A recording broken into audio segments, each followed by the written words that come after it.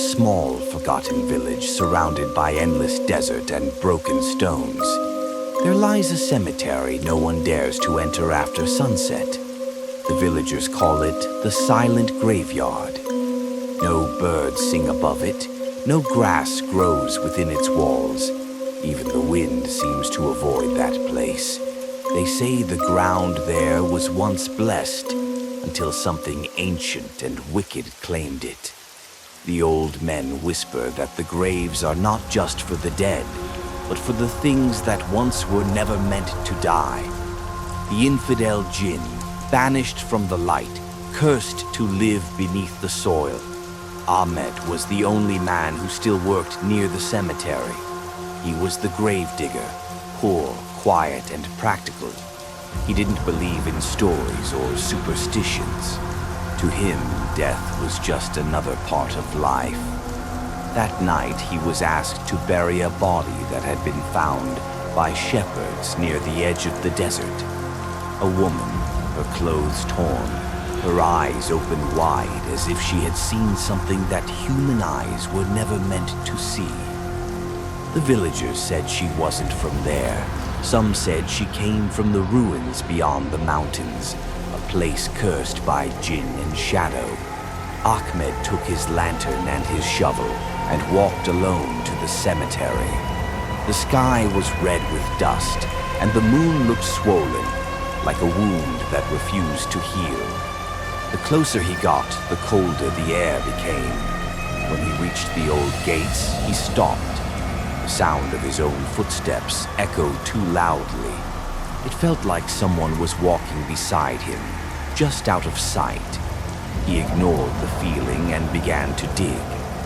The sound of the shovel cutting through the soil was strangely soft, as if the ground was breathing beneath him. After a while, he stopped to wipe the sweat from his forehead, and that's when he heard it. A whisper, very faint, so close it could have been his own breath. Ahmed. He looked around. Nothing. The lantern light flickered. He shook his head and kept digging, but the whisper came again, louder this time, right behind him. Ahmed. He turned sharply, his heart pounding. The cemetery was empty, only the old graves and the crooked stones staring back.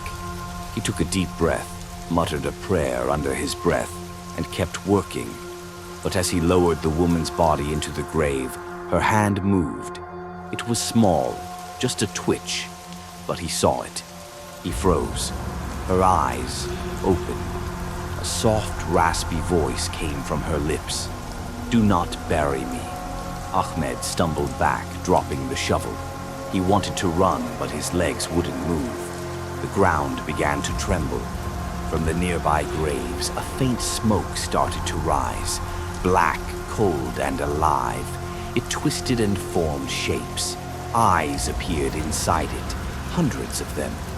The air filled with whispers, voices speaking in a language older than the earth. Ahmed fell to his knees as the smoke gathered in front of him and formed into a figure, tall, cloaked in shadow, eyes burning like dying fire. The creature spoke slowly, its voice calm but full of hate. "You dig for the dead, but tonight you dig for yourself." Ahmed tried to pray, but the words melted on his tongue. The creature smiled, and everything went dark. When he opened his eyes, he was underground. He was lying in a coffin, his lantern shattered beside him. He could see through small cracks in the wood, faces, pale and lifeless, staring at him from outside.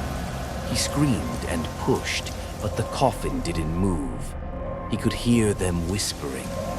The woman's voice, the jinn's voice, the voices of the dead, all around him. "Stay with us. Stay."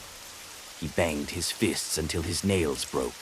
He cried until there were no tears left. And then, very slowly, he began to laugh. Quiet, broken laugh that echoed through the dirt. The next morning, when the villagers came to the cemetery, they found Ahmed's tools beside a freshly dug grave.